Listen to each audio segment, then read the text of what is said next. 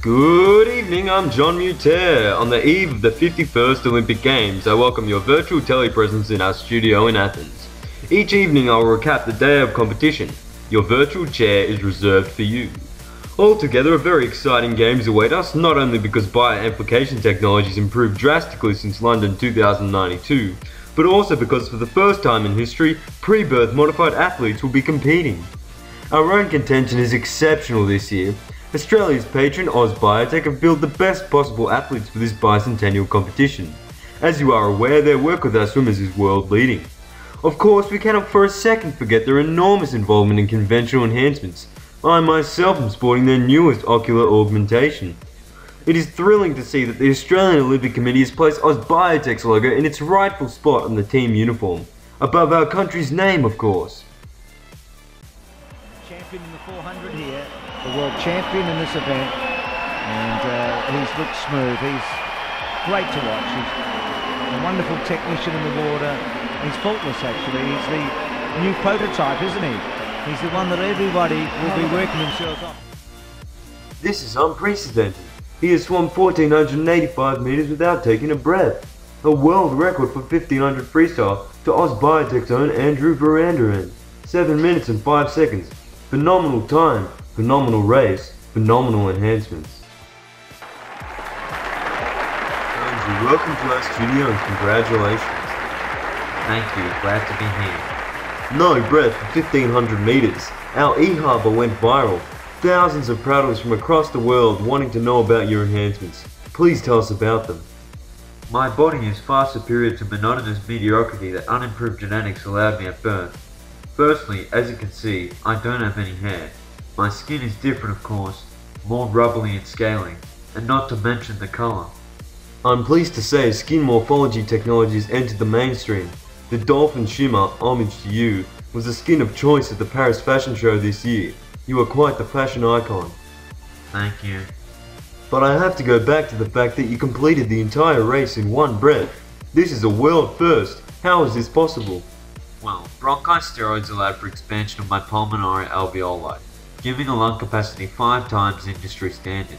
Recombinant DNA, assembled at our own Oz Biotech, was introduced into my body, transforming my quantitative trait loci, QTL, of the nucleotide structure in the helix A7791A and A73A4F.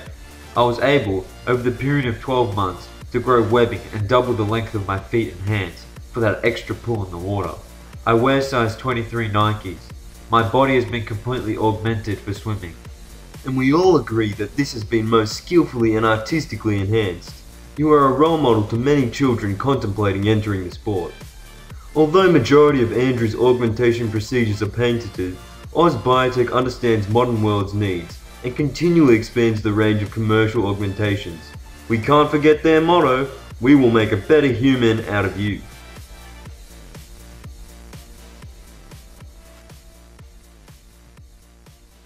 Accepting the 2096 Nobel Prize in Physiology for his work in transhuman biology, particularly his revolution genome augmentation, is Professor Elijah Cambriere, representing Oz Biotech's research facility at Sydney University.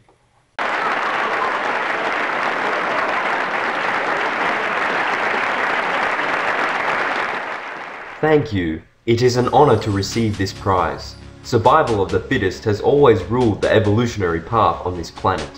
However, as mankind stands on the precipice of the 22nd century, the constantly evolving transhuman biology will always allow us to not only take evolution into our own hands, but speed it up for our benefit. It took nature millennia to transform Homo erectus to Homo sapiens. Through genetic optimization, we will do it faster and better. Transhuman biology will ensure that this generation contains the last Homo sapiens in the developed world. I foresee that in 100 years, Homo sapiens will be on the brink of extinction, and a new stage of human evolution, the magnificent Homo mutatus, will hail supreme.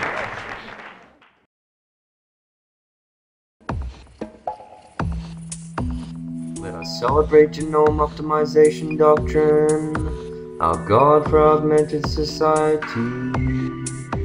Let me read to you from Genesis, the Augmented Bible 2050. So God created human being to strive to be in his ever-changing image. Male and female he created them. Is this not to say that if God gave humanity the power to strive to be in his image omnipotent, we thus must make the most of what God gave us? We must strive so that all individuals can enhance themselves just as God instructed. The Church of the Enlightened Man celebrates diversity of augmented choice.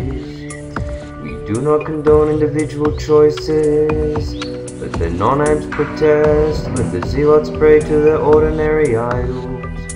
It is not the meek, but the augmented that shall inherit the earth. Our donations today will build more enhancement facilities in undeveloped countries, giving them augmented prosperity. Please fingerprint your pledges on the payment pads as you exit the chapel. Today, us biotech will equal all donations. Running at him with that usual determination. Ulrich is in the slipstream. Armstrong is coming with an incredible rush, and Cloden has realised it too late. Is there any stopping Lance Armstrong in this tournament? Crossing the finish line in record 3 hours, 3 minutes and 43 seconds. That's over 80 kilometers an hour. Today is an auspicious day in human history. The genetically engineered great-grandson of the revered Lance Armstrong wins a gold medal in men's road race.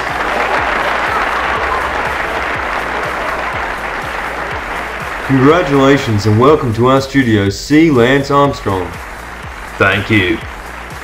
Well, you look magnificent. The streamlined cranium, the elongated legs, the super nano biomimetric muscle structure. 85 times industry strength? Of course. You are pre-birth augmented, aren't you? Yes, my siblings and I were engineered by Professor Cambriere. My brothers A. Lance and B. Lance, cycling-specific genetic enhancements, were what you call work in progress. I was the third with 123 recombinant nucleotide structures of my DNA, modified in vitro. I am, by current standard of course, the perfect cyclist, Homo mutatis circuitus. I must say that you do not look at all like your great-grandfather. He would have been very proud of that. Oh, I think so.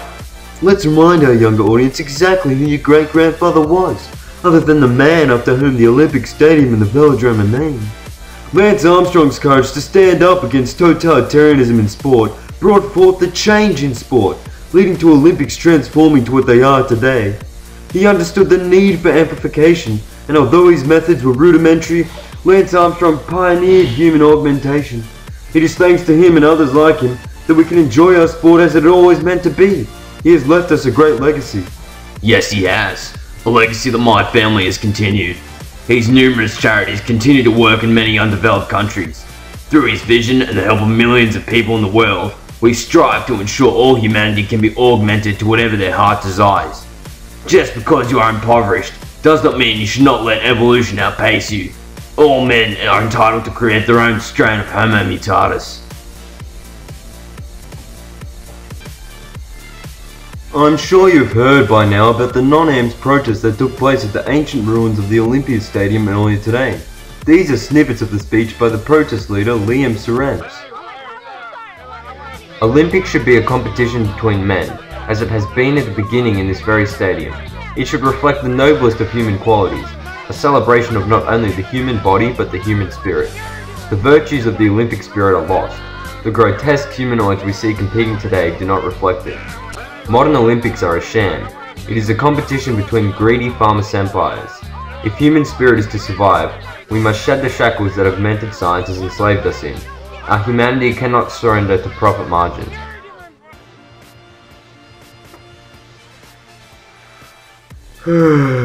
Well, there you have it. It is sad to see such narrow vision in modern society. Shall we remind them of our Olympic motto, Citius Altius Fortius? These Latin words mean swifter, higher, stronger, and only enhanced men can continue to live up to this maxim.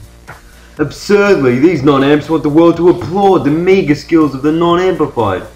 Isn't that what the Paralympics are for? Anyhow, good luck to them. They'll need to make physical presence at the events, because of course, none of it is televised.